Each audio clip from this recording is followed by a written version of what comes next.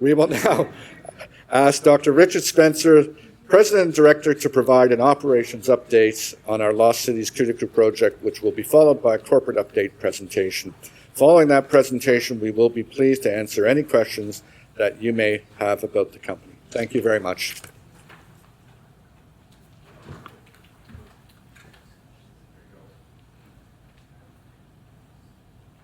Hi, ladies and gentlemen. Thanks very much for coming this afternoon. And this operations update is very much a team effort, as everything is in operations of this company. Obviously, going forward, I will be making forward-looking statements. And I think the first thing that I want to start on is just talking about the people in the company. Then we'll talk a little bit about the jurisdiction. There's been a lot of concern about Ecuador over the last couple of weeks. There was a vote taken about 20 minutes ago, and I'll explain a little bit about that. Then talk a bit about the projects and the different components of the project itself, and then what our plans are. So in terms of this presentation, I mean, it's coming from the board and management, and welcome to the three board members as voted a couple of minutes ago. Unfortunately, Leanne is not able to be with us this afternoon.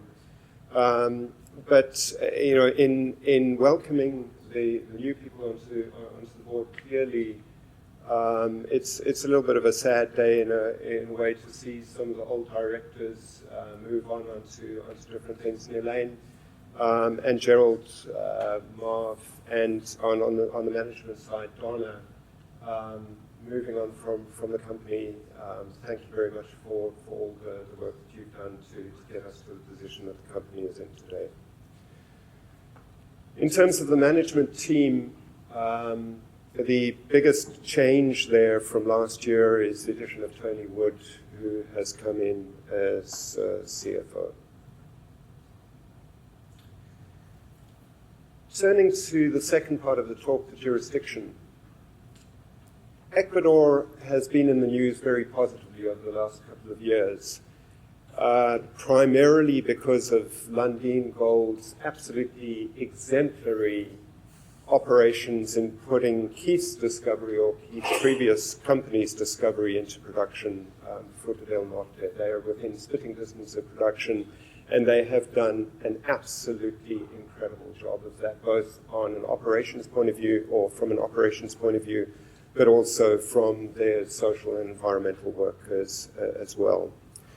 The Mirador copper project is also going into production. It's in pre-production at the moment, and that was a discovery, along with a couple of other porphyries, that my group, when I was working in Ecuador for Gencor in the 1990s, those were our porphyry copper discoveries. So it's really phenomenal to see both the copper and the gold side moving along into production in southeastern Ecuador.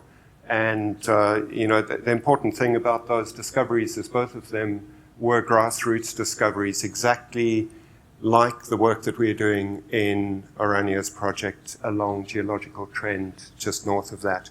The other thing that's obviously brought a lot of positive attention to Ecuador over the last couple of years is SolGold's phenomenal gold copper discovery in the northern extremity of the country. The companies that are highlighted as being the majors in Ecuador are mainly the big copper producers. And the reason that they're there is that they're desperately hungry. I mean, the forecasts for copper are absolutely staggering. That in about 10 years' time, the forecast is that we will need the annual production of Escondida, the world's largest copper mine, we will need the production of 10 of those mines each year in 10 years' time. A massive shortfall of supply projected. And that's why the big copper companies are in Ecuador. Taking a step back and looking at a slightly more negative component of Ecuador that's come up in the last couple of weeks. The Constitutional Court was asked to rule on a proposal that any community within the area of influence of an operation, and that's not only mining, it could be anything, it could be fisheries or agriculture or anything, could veto the go-ahead of that project. The Constitution is absolutely clear that those projects are in the ambit and under the control and direction of the federal government. So this constitutional challenge shouldn't go anywhere, but it's rattled the market a little bit. There was a decision about half an hour ago where the proposal was actually rejected by the judges on the way that it was presented. So unfortunately, they couldn't rule very positively on mining and on this sort of local question or local veto. They couldn't rule on that because the case hadn't been presented to the court appropriately. So unfortunately, it gives them another opportunity to present that case. But again, the judges, we'll see what happens. But I think that the Constitution, the feeling is that the Constitution is absolutely clear on that situation in Ecuador, that any natural resource belongs to the state and it's administered by the state, not the local populace. The graph in the bottom there shows Ecuador's national debt. Their last loan made in January this year, they paid 10.75% for. So this is a country that desperately needs anything that can fire up its economy. It does not have the privilege of turning around and saying, well, we don't want this sector of the economy to fire because we don't need it. They need every cent that they can get. And this is the government's view. And just a couple of weeks ago, the government put out this six-fold strategy just to demonstrate its support for mega projects done in the country, provided that they're done in an environmentally responsible and socially responsible way. And, you know, they're the normal things like improving taxes and simplifying the red tape, of which there's quite a lot in Ecuador, and controlling illegal mining. But the two that are highlighted in blue are the things where the government is basically asking the companies for help. They are asking us to do as good a job as we possibly can on environmental and our social engagement, because that's something that's sort of outside of the government's ambit. All the rest is being handled by the government. And I just want to spend a little bit of time on what we're doing on that at the moment. Our approach is that a geologist does not set foot in our exploration area, the area over which we have concessions, until we have talked to the local people and got a formal access agreement signed with them. And talking a little bit more on the social side of things, we have got a phenomenal opportunity to just be the bridge between existing programs, the local people and the government. In this particular case, we are the bridge between the community and the Ministry of Agriculture, which has zero traction in this area. We have the opportunity of allowing or providing the sort of infrastructure and the credibility for the Agriculture Department to go in with its great ideas and actually implement programs with the local people. It actually doesn't cost us anything. It's really just a bridge. And we're focusing, or the government obviously is focusing on cash crops that can generate cash, obviously, and on nutrition, which is a bit of a problem in this area. One of the things which Keith will talk about a bit later in more detail is the sachinche nut, which is indigenous. It's an indigenous vine to this part of the Amazon, and it's an absolute superfood. I mean, it's got the protein content of beef or a peanut or whatever, and it's got this incredible content of omega-3, specifically omega-3 acids. And and 48% of the nut is oil, a huge amount of it.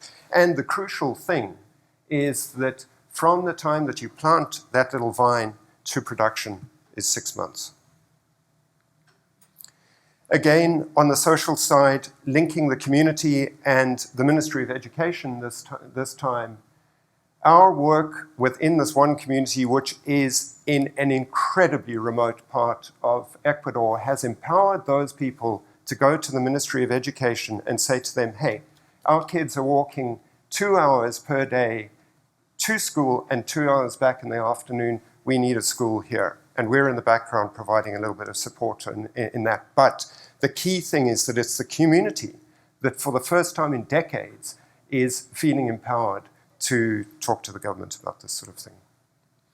And, lastly, on the environment, having dealt with the social side of things, everyone says they're going to do a good job in the environment to minimize the impact and all that kind of thing.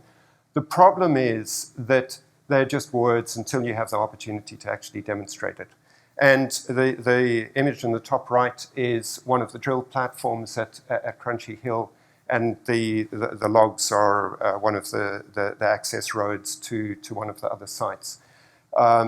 Bottom left are the plants where the seeds have actually been collected by the local people, they've been germinated by the local people, and now they are doing the recovery and the restoration of those drill platforms. So this is an opportunity for us to demonstrate, rather than just hot air coming out of our mouths, demonstrate that this is our care for the environment. So in terms of what the government has asked us to do in those two areas of environment and social, where the government can't really have that much direct impact, we're doing an incredible amount of work with various government departments. In terms of the exploration, there are basically 5 pillars to the regional exploration work, or the results of the regional exploration work.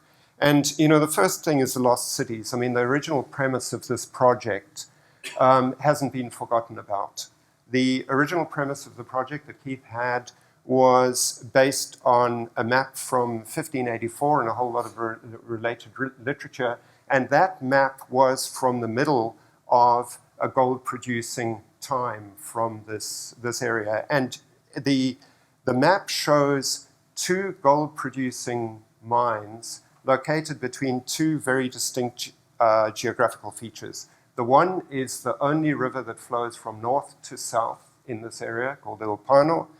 And the other thing on the right-hand side, or on the east side, is the last ridge of the Andes before you extend into the thousands of kilometers of the Amazon basin.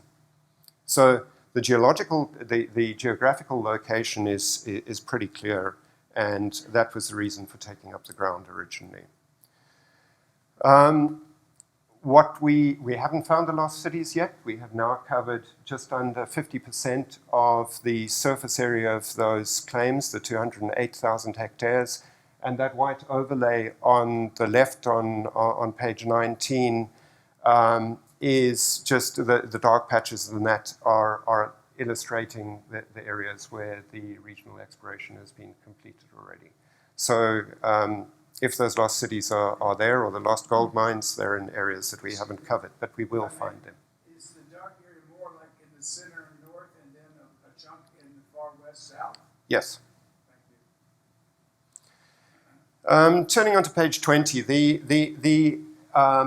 after the lost cities, we haven't forgotten about them, and the stream sediment work that we are doing will find them. And Keith will talk about some other initiatives that we've got on that. The second component of that's sort of resolved out of the regional exploration is the epithermal targets. We now have 17 of these targets. We've drilled 1 at Crunchy Hill, and I'll talk about that in a minute, but another 10 have been prioritized. And the water permit, which is the permit which is required for the scout drilling that always takes long, that has been applied for 5, it's in process for 5 of these targets, and application made for another 5. Turning to the scout drilling that we've completed at Crunchy Hill, people have asked me if I was disappointed with those results. Obviously one would have liked to have got 10 grams over 10 meters, and this is on slide 21. However, that scout drilling did what scout drilling is designed to do. It demonstrated that there is a hydrothermal and an epithermal system there. And those target areas that are outlined in orange are where we've refined those targets to be. They are things that we can now test with geophysics and a couple of other things. But, you know, this is absolutely normal course for exploration. When our group was involved in the discovery of Kimzacocha, or it's now called Loma Larga, for iron gold, the results were very, very similar to this, right over the top of a 3 million ounce gold deposit. And we went through this process of working with the alteration to define where the targets were. And then, not in the second, but the third round of drilling, we nailed it. This is absolutely normal course. Will we stay here and blow our brains out trying to look for the deeper targets? No, not at this stage. We'll move on to the next target, which seems to be relatively similar, and so we'll drill that. And we'll keep on drilling these targets, and as we've scout drilled each one, we can then prioritize them for future work by ourselves or joint venturing or whatever. On page 23, the third component of the targets is the copper. I mean, we went into this area thinking that it was an extension of the belt where Lundin and the Chinese are developing the mines in the south. So our primary targets were epithermals, and they were porphyries. And epithermals for gold and porphyries for copper. And we found a whole bunch of porphyry targets, mainly through the geophysics. The image on the left on page 23 is a geophysical image, and it's absolutely typical that a porphyry generates a really, really strong sort of roundish red blob. And lead zinc is tied in with those porphyries, so not too much of a surprise there. I mean, and this is a cross-section of the porphyry model. A porphyry is a granite that comes in, and as it crackles, it gets mineralized, so the actual granite itself contains the copper. And the lead zinc, those same fluids, hot fluids that are coming off the porphyry, if there's a limestone around, will very often precipitate silver, lead, zinc in the limestone. So these kinds of targets were the ones that we were expecting to find in there. But the thing that we've found, which has turned out to be so far our most important target in the area, was completely unexpected. It is sediment-hosted copper that is at a very specific location in the rock pile. It's at the interface between red rocks and black rocks. And this is the same kind of location where you find copper in the Kupferschiefer and the Central African Copper Belt, which is some of the biggest copper deposits in the world. And the situation that we have at the moment is that we've found in a whole bunch of locations this copper at that specific location. And if we can then prove that those dots or those spots of copper that are at that one horizon, in that one bed, if we can demonstrate that they link up, which is our next step to do, then we've got something pretty exciting. And what we've got at this stage is, and this is the same image of the porphyries in the red-purple blotches, but the copper is not tied to any of those blotches. The copper is in one of these layers that just extends over the top of these porphyries. So it's a different kind of target, but it is an incredibly exciting target. I mean, we've got just over 50 samples from boulders in streams at almost 4% copper and crucially almost 50 grams per ton silver. The silver would be an incredible, it could be something that goes a long way to paying for the mining of something like this if we get to that stage. And crucially, we've found outcrop.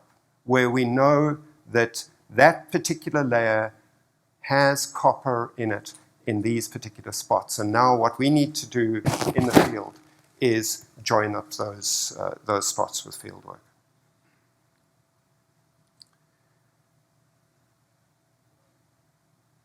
The plan and the operational objective is pretty simple. I mean, we've got to keep cruising on the regional exploration. We're halfway through that. We are going to be generating lots more targets out of that. And we have got to start through those results eliminating or reducing our land position to reduce our fees. We will keep one scout drill running on the epithermal on the gold targets, and we plan to bring in a second scout drilling rig on the copper-silver targets. On the historic targets, Keith will talk a bit more about that on Logroño and Sevilla, apply a bit of new technology that's specifically designed to define those kind of old mines. But as I say, their locations should come out in the regional exploration that we're doing. We'll advance the copper porphyry targets and the silver, lead, zinc. I mean, that's something that's absolutely way out of our sort of core business, and we'll probably just move them towards joint ventures. And there are lots of companies that are working in Mexico and northern Peru that are candidates for those kinds of targets. The porphyry copper targets also are good for big companies, and I expect that we'll start moving towards joint ventures on them as well. So finally, I mean, in summary, it's a country that's a hot spot both geologically and in terms of the way the country economically needs something like mining that's going to contribute more and more to GDP. Management and board are absolutely aligned with the shareholders through their shareholding. And it's an experienced management team. We've done it before, both on the gold side, crucially, and on the copper side as well. And I hope that I've demonstrated through those sort of 5 pillars of our exploration results that we have the copper-silver, we have the gold targets, we have the copper porphyry targets, and we have the silver, lead, zinc targets, which we'll probably let go, as well as the historical side. So multi-target and multi-commodity potential. And I hope that our efforts on the environmental and social side speak for themselves. Thanks very much.